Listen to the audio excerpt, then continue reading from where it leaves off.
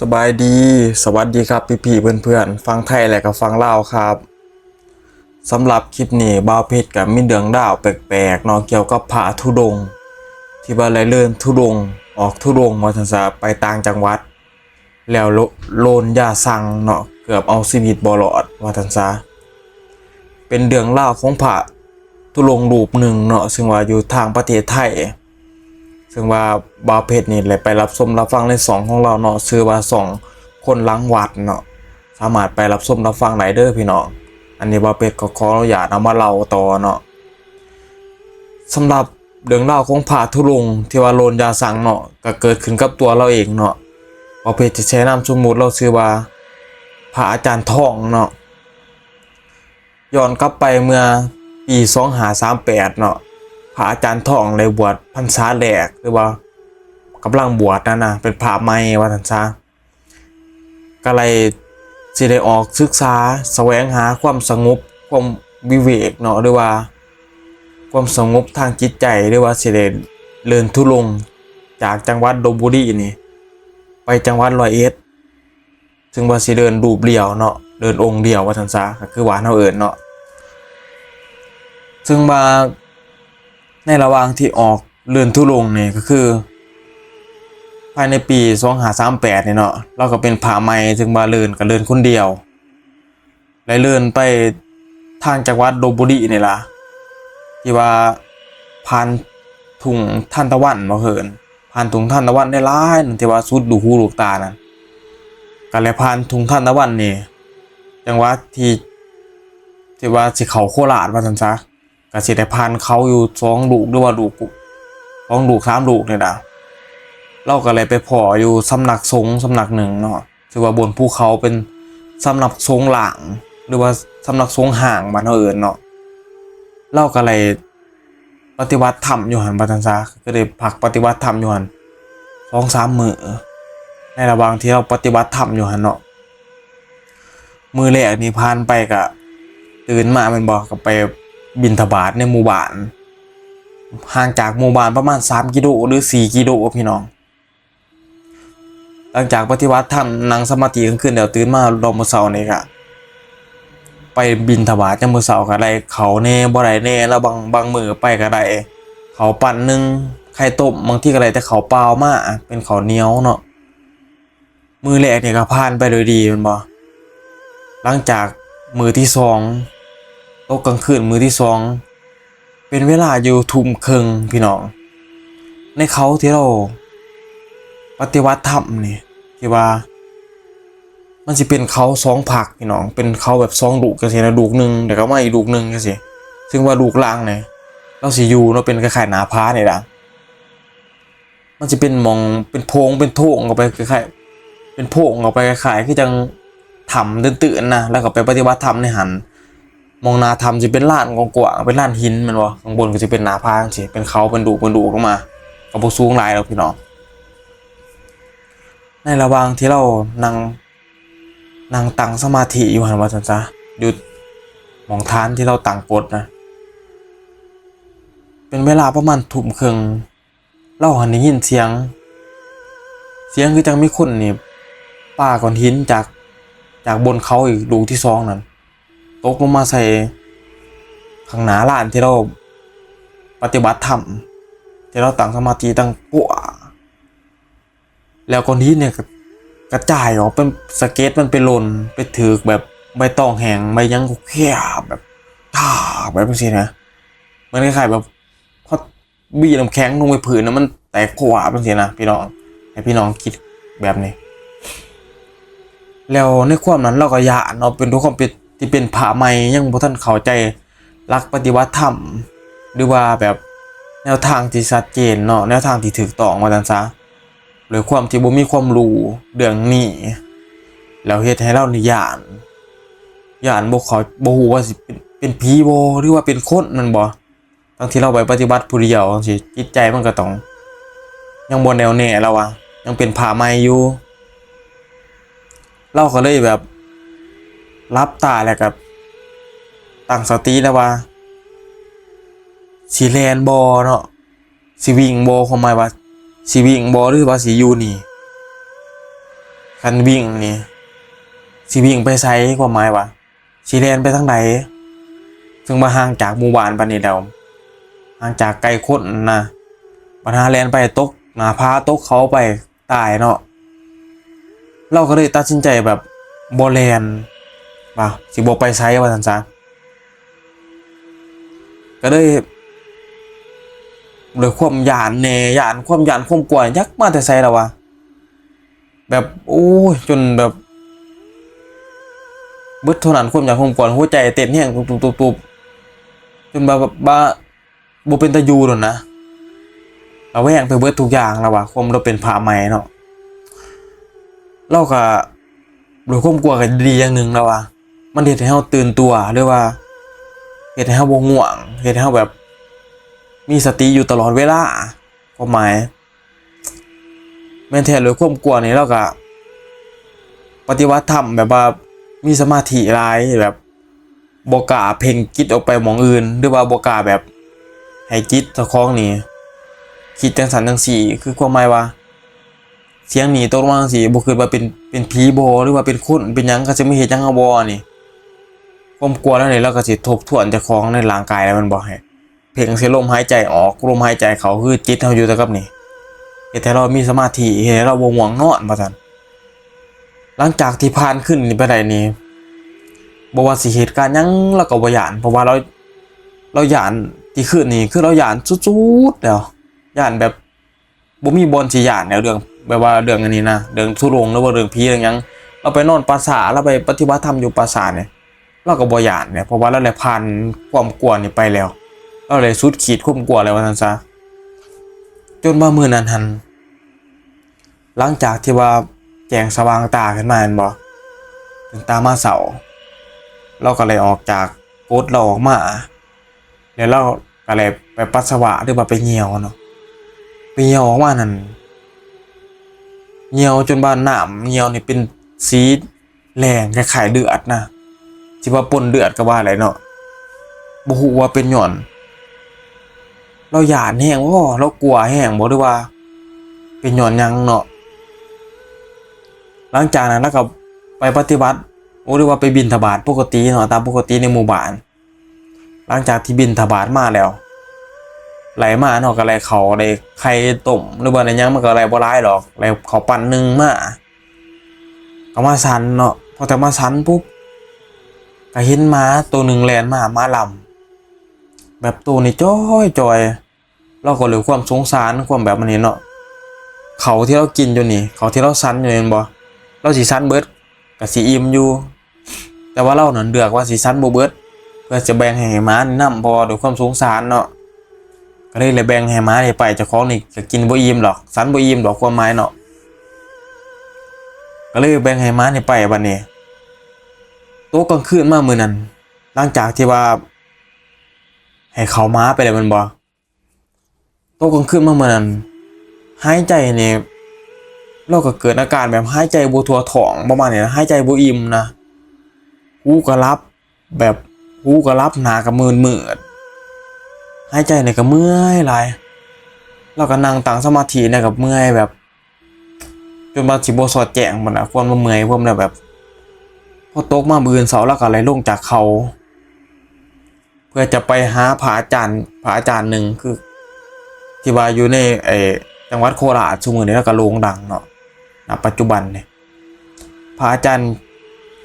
กิษณะเนาะก็คือพระอาจารย์เดชที่เราเนาะถึงว่าตอนนั้นเราก็โด่งดังพอสมควรเราเป็นพระอาจารย์ที่ว่ามารักษาคนมักปินปัวคนประมาณนี้เนาะแล้วก็สิสำนักซักยันแหน่ซักสาดิกาครูประมาณนี้เนาะเราก็เลยคิดพอแล้วก็เลยลงจากเขาไปคิวรถเพื่อให้โยมนี่ไปส่งอยู่ที่สำนักพระอาจารย์เนาะใช้เวลาอยู่ประมาณ2 ชั่วโมงกว่าๆกับ3 ชั่วโมงแล้วระหว่างที่เราเดินทางเองเราก็เลยมีอาการแบบอาเจียนออกมาอ้วกมาเป็นเลือดแน่หรือว่าหน้ามืดหูแบบลับเหมือนคนแบบจังได๋ล่ะบ่เป็นตาอยู่ประมาณนี้เนาะแบบว่าคนแบบป่วยหนักประมาณนี้พอแต่เราไปฮอดสำนักสงฆ์ พระอาจารย์กิษณะเลยเนาะหรือว่าพระอาจารย์เดชเนี่ยเราก็เลยไปกราบไปไหว้แล้วพระอาจารย์ก็ได้ทักถ่วงแล้วว่าโอ้ยไอยังบอกเกินมาท่านเกินท่านเนาะพระอาจารย์เดินท่านนี่ต้องไปลุนยังมาเนหรือว่าเจ้านี่ไปต้องไปลุนยังมาแท้ๆประมาณนี้จังว่ามีอาการแบบนี้เพราะว่าในเราอาการแบบนี้เขาฟังแล้วเพราะว่าในแถบนั่นหรือว่าในแถบคนที่ว่าผ่าทุลงเดินได้ร้ายเนี่ยส่วนร้ายสีโดนแบบยาสั่งเนหรือว่าโลนร่องคล้องบางประมาณนี้เนาะเรื่องไสยศาสตร์อันนี้เราเป็นผ่าไม้เพื่อไปเดินคนเดียวบางกันบ่มีประสบการณ์บ่มีผ่าดุนพีที่ซ้อนเนาะพระอาจารย์ก็เลยให้ห่อยามาห่อหนึ่งหลังจากที่ว่ากราบไหว้แล้วนะห่อใหญ่ๆซ้ำมะพร้าวหน่อยนึงพุ่นน่ะพี่น้องมะพร้าวหาวหน่อยนึงพุ่นน่ะในหันสิมีหากยาหากหน้าชนิดเป็นใบไม้ในเป็นหลอกหญ้าในประมาณนี้เนาะเอามาฝนแล้วก็ให้คั้นน้ำมาคั้นหนึ่งฝนอยู่หั่นนั้นพระอาจารย์ท่องนี่ฝนตั้งแต่4 โมงแดงจนฮอดทุ่มหนึ่งเนาะกว่าสิฝนแล้วเบิดนะเป็นห่อพกยาใหญ่ฝนแล้วก็มันได้ดื่มได้กินแม่นบ่หลังจากนั้นก็ไปทายออกนะเข้าห้องน้ำไปทายออกปรากฏว่าทายออกนี่สิเป็นแบบเป็นเลือดเป็นก้อนเลือดออกมาเนาะเลือดแบบดำๆเข็มๆนะคือจังเดือดเสียเดือดยังประมาณนี้หลังจากที่ทายออกแล้วก็รู้สึกว่าโล่งแบบสบายตัวหายใจก็ขึ้นดีขึ้นหูเนี่ยก็เศร้าเศร้าหนวกหน้าตามืดก็เศร้ามืดเนาะก็ถือว่าดีขึ้นหลายนะโอ้ยก็เลยมาบอกกับพระอาจารย์ได้ว่าสงสัยเจ้านี่โดนยาสั่งว่าซั่นพระอาจารย์ท้องแล้วก็เชื่อแน่บ่เชื่อแน่เนาะแนวเจ้าของนี่เป็นผ่าใหม่บ่ทันมีประสบการณ์เรื่องนี้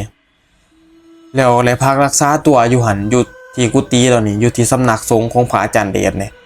เป็นเวลา15 วันพี่น้องแล้วในระยะเวลา15 วันนี่มีมือหนึ่งพระอาจารย์ท่องเนี่ยเลยต้มน้ำยาเนาะต้มหากยำใหม่ประมาณนี้เนาะอยู่ที่หน้ากุฏิเราเนี่ยเดี๋ยวเราก็เข้าไปกุฏิก็ไปอ่านหนังสือหรือว่าอ่านหนังสือธรรมศึกษาธรรมะอย่างนึงกุฏิเนาะต้มยาถิ่มไปข้างนอกพระอาจารย์เดชย่างมาพอเนี่ยก็ได้บอกเอิ้นมาคือมาต้มยาถิ่มไปแบบนี้อย่าหาเฮ็ดเด้นี่คันคนที่เขาอยากลองของนี่ก็เจ้านี่เรียบร้อยเลยว่าซั่นเจ้านี่คือจะโดนของเขาไหลง่ายๆประมาณนี้เนาะความหมายวันนี้พระอาจารย์ท่องก็เลยว่าพระนี่ก็ยังสามารถโลนของได้อยู่บ่หรือว่าก็ยังสิมีคนมาเฮ็ดพระอยู่บ่เราก็เลยเล่าว่าอุ้ยพระนี่แล้วแฮงโลนของบ่อยโลนของรู้ว่าซั่นคือโลนของบ่อยที่สุดที่เราเคยรักษามาเคยปัวเคยปิ่นเป่ามาประมาณนี้เนาะเพราะว่าพระนี่พระทุลงเลื่อนไปผู้เดียวเลื่อนทุลงผู้เดียวตามป่าตามเขาแม่นบ่ตามภูผาป่าใหม่พระทุลงส่วนใหญ่นี่คันเป็นสายทุลงแท้ๆเนี่ยเขาสิบ่เลื่อนทุลงแบบในถนนหนทางนะพี่น้องการทุลงก็คือการจาริตทุลงก็คือเพื่อสอกหาความสงบความวิเวกเนาะบ่เพชรก็บ่ค่อยท้องปานใดเรื่องนี้เพราะว่าการแสวงหาความสงบทางจิตใจแล้วก็เวลาเฮาเดินทุลงไปเรื่อยๆเนี่ยบ่แม่นว่าเฮาเดินเอากิโลพระอาจารย์ละว่าพระอาจารย์ทองละว่าก็คือเดินทุลงไปนี่ไปพอสถานที่หนึ่งหรือว่าต้นไม้ใหญ่เป็นเนินเป็นหยังหมอที่จะปฏิบัติธรรมก็สามารถปฏิบัติธรรมอยู่นี่เป็น 2-3 มื้อแล้วพักเอาแห้งต่อจังสิเลื่อนต่อไปพุ่น3 ฮอด100แต่เป้าหมายก็คือ100ก็คือพักเอาแห้งคันเฮาสิเดินเรื่อยๆก็ได้แต่ว่าเฮาบ่สามารถเดินเอากิโลแบบนั้นเนาะเราสิเดินอยู่4 กิโลต่อ1 ชั่วโมงเราเฉลี่ยบ่เนาะวันนึงก็เดิน5-6 กิโลประมาณนี้แล้วไปพอหม้องใดที่ว่าสงบสุขแบบเหมาะแก่การปฏิบัติธรรมเหมาะแก่การเฮ็ดสมาธิก็สิพักอยู่หม้องนั้น 3-4 มื้อประมาณนี้เนาะอันนี้พระอาจารย์เดชว่าก็เลยพระธุดงค์นี่ส่วนหลายก็สิถือของหลายเพราะว่าเวลาคนเข้าเล่นของรองวีซ่าหมื้อนี้ เขาเห็นพระธุดงค์ไปองค์เดียวจังซี่เขาสิมักใส่ยาสั่งเข้าไปในอาหารในสำหรับเขาในแบบน้ำดื่มประมาณนี้เนาะเพื่อว่าเขาสิลองของว่าอู้มาผู้เดียวต้องมีของดีของขลังหรือว่าแบบต้องพ่อโตนะจังสามารถเดินธุดงค์ผู้เดียวได้แต่ว่าพระอาจารย์ทองเนี่ยเป็นพระไม้เดินธุดงค์ผู้เดียวอยู่แต่ว่าบ่ทันมีของบ่ทันมีแบบวิชาอาคมประมาณนี้เนาะพระอาจารย์เดชว่าคันเขาลองของเจ้าแก่ไหลก็ถือว่าเจ้ารอดว่าซั่นหมายความว่าจะมีวิชายังแก่กับเขามียาดีก็แก่เขาไหลก็คือจะรอดคันเจ้าแก่บ่ไหลคือจังเจ้าโลนอยู่นี่เจ้าแก่บ่ได้นี่มาบ่ทันเนี่ยก็คือเจ้าตายประมาณนี้เนาะคันเจ้าแก่ไหลก็สินับถือเจ้าจังซั่นบ่ประมาณนี้หลังจากที่เราอยู่กับพระอาจารย์เดชนี่หลาย15 มื้อ16 มื้อเนาะก็มีพระอาจารย์รูปหนึ่งชื่อว่าพระอาจารย์ศาสตร์เนาะซึ่งบ้านเรานี่ก็เป็นพระสายหักษากันว่าซั่นซะสายแบบสมุนไพรแบบไสยศาสตร์แน่เป็นพวกมีวิชาอาคมประมาณนี้สามารถปัวคนที่ว่าโลนคองไหลคนที่ถือคองยังประมาณนี้ปัดเป่ากลับคืนหรือว่าแก่ไหลประมาณนี้เนาะเราสิไปสร้างสำนักสงฆ์อยู่ที่สระแก้ววันนี้เราเลยเขามาหาพระอาจารย์เดชเพื่อมาปฏิบัติธรรมมาแลกเปลี่ยนความรู้อย่างประมาณนี้เนาะแล้วลูกศิษย์ดูหาพระอาจารย์เดชตกในมือนั้นเนาะ5-6 คนอยู่ในวัดอยู่ในสำนักสงฆ์เดียวกันเลยในมือนั้นเป็นช่วงเวลาประมาณ6 โมงก็ย่างกันไปห่มไปตุ่มไปห่มหรือว่าไปร่วมตัวกันที่กุฏิพระอาจารย์เดชเนาะเพื่อสิไปฟังธรรมหรือว่าไปแบบเราประสบการณ์สมัยแต่ก่อนหรือว่ายังประมาณนี้เนาะพระอาจารย์เดชแล้วก็มันก็หมายว่ายังเขาเคินเผยแผ่พระธรรมให้ลูกศิษย์ลูกหาฟังประมาณนี้เนาะพระอาจารย์ทองนี่ก็ไปพระอาจารย์ศาสตร์ที่ว่ามาจากสระแก้วนี่ก็ไปฟังนำกันนั่งลิ้นเดียงกันอยู่นั่นหลายๆองค์สักพักเนาะพระอาจารย์เดชเลยเล่าเลยเว้าเรื่องนั้นเรื่องนี้เลยสวดมนต์พระธรรมให้ฟังยังแน่พระอาจารย์ศาสตร์นี่ที่ว่ามาจากสระแก้วนี่ได้นั่งก้มหัวเสียเนาะก้มหน้าแบบบ่กล้าสู้หน้าพระอาจารย์เดชนะบางทีเขาเทศเขายังอยู่นี่พระอาจารย์รู้เบิ่งแน่เบิ่งด้วยความตั้งใจว่าแต่ว่าพระอาจารย์ศาสตร์นี่แปลกบ่กล้าสู้หน้าสิก้มหน้าอย่างเดียวเลยหลังจากที่จังซี่พระอาจารย์เดชก็เราก็แล้วก็ทักเนาะพระอาจารย์ศาสตร์เป็นหยังก้มหน้านี่ยังบ่เป็นประมาณไหนเนาะบ่ปากพระอาจารย์ศาสตร์นี่บ่ปากเหมือนคล้ายๆแบบคนบ่กล้าสู้หน้าคนเฮ็ดหยังสักอย่างนี่เนาะระหว่างที่นั่งตั้งสมาธิจังซี่เห็นบ่